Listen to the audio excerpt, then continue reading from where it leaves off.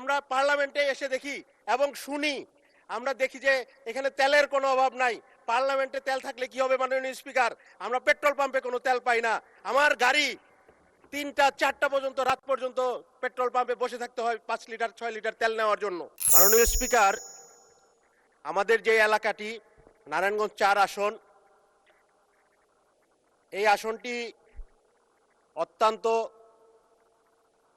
পূর্ণভূমির মতো এলাকা।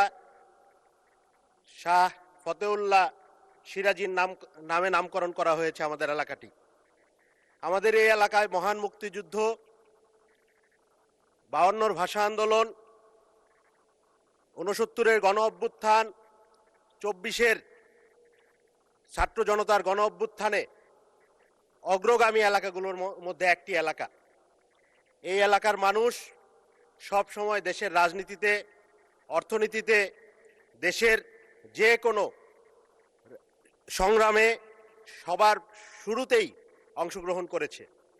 কিন্তু মাননীয় স্পিকার, দুঃখের বিষয় হলো আমাদের এত সুন্দর পূর্ণভূমি একটি এলাকা, যে এলাকাটি বিগত 16 বছর অবৈধ ভোট ডাকাতির এমপিরা, আমরা যাদেরকে চিনি, যারা কখনো জনগণের ভোটে নির্বাচিত হতে পারেন না, সেই শামীম ওসমানরা ওই আসনটিকে একটি অপরাধের, একটি সন্ত্রাসের, একটি মাদকের স্বর্গরাজ্য বানিয়ে রেখেছিল মাননীয় স্পিকার।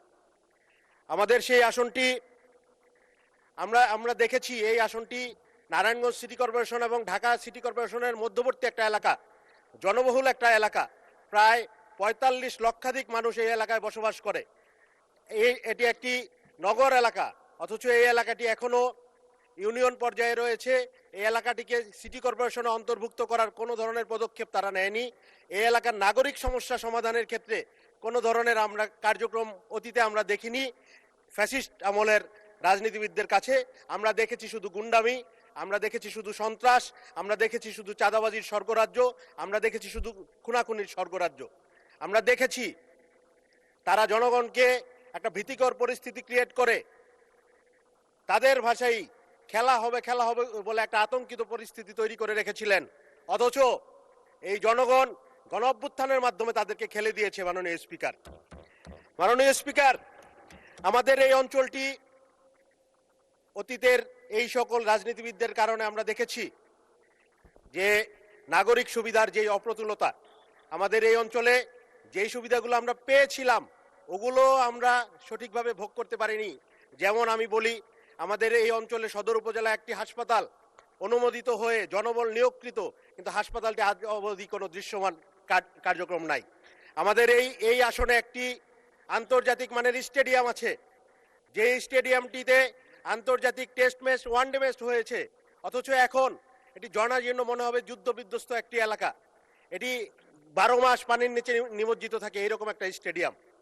আমাদের এই এলাকায় আমরা দেখেছি, আমাদের এই এলাকার জনবহুল একটা এলাকা, এবং এই এলাকায় আমরা দেখেছি মেডিকেল কলেজ, বিশ্ববিদ্যালয় পাশ হয়েছে, অথচ আমরা কোনো বাস্তবায়ন দেখিনি। আমরা শুধু দেখেছি কথার ফুলঝুরি।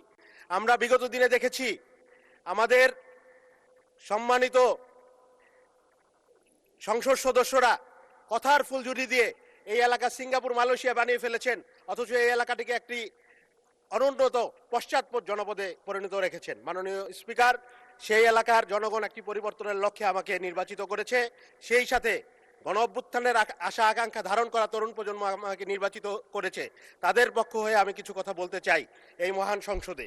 মাননীয় স্পিকার, গণ অভ্যুত্থানের পরে আমরা ভেবেছিলাম ঐক্যবদ্ধভাবে একটি সুন্দর বাংলাদেশ আমরা গড়ে তুলব, কিন্তু আশঙ্কার সহিত আমরা দেখছি যে সংস্কার থেকে শুরু করে যেই সকল ব্যাপারে আমরা একমত হয়েছিলাম, সেই সব ব্যাপারে রাজনীতিবিদদের বা সরকারি দলের এক ধরনের অনীহা আমরা দেখছি। মাননীয় স্পিকার, আমরা শুধু দলীয়করণ না, আমরা বিসিবিতে দেখলাম পরিবারকরণ হচ্ছে।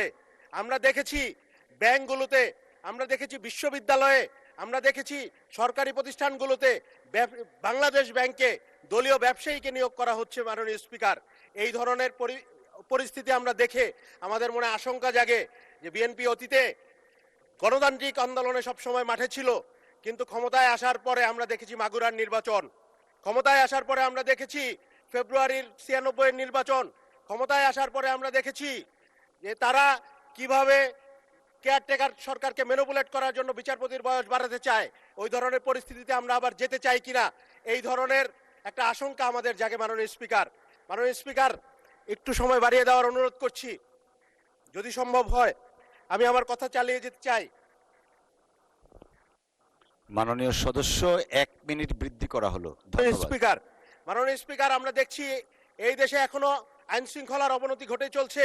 মাননীয় স্পিকার, আমরা দেখছি আমার নারায়ণগঞ্জে স্বেচ্ছাসেবক দলের পরিচয়ে একজনকে গুম করে হত্যা করে লাশ বেওয়ারিশ হিসেবে দাফন করা হয়েছে, অথচ তার বিরুদ্ধে আইন শৃঙ্খলা বাহিনী কোনো ব্যবস্থা নিচ্ছে না। মাননীয় স্পিকার, আমরা দেখছি এই দেশে, আমরা পার্লামেন্টে এসে দেখি এবং শুনি, আমরা দেখি যে এখানে তেলের কোনো অভাব নাই। পার্লামেন্টে তেল থাকলে কি হবে মাননীয় স্পিকার? আমরা পেট্রোল পাম্পে কোনো তেল পাই না। আমার গাড়ি 3টা 4টা পর্যন্ত, রাত পর্যন্ত পেট্রোল পাম্পে বসে থাকতে হয় 5 লিটার 6 লিটার তেল নেওয়ার জন্য। মাননীয় স্পিকার, আমরা আজকে রাষ্ট্রপতির ধন্যবাদ প্রস্তাবের উপর ভাষণ, রাষ্ট্রপতিকে দেশের জনগণ একজন মেরুদণ্ড সম্পন্ন এবং সঠিক সিদ্ধান্ত নিতে সক্ষম ব্যক্তি হিসেবে মনে করেন না, জনগণ মনে করেন না। আমি মনে করতে পারি কিনা এই মহান সংসদে আমি জানি না, সাংবিধানিকভাবে এটা মনে করা পসিবল কিনা, কিন্তু জনগণের মতের প্রতি আমি শ্রদ্ধাশীল মাননীয় স্পিকার।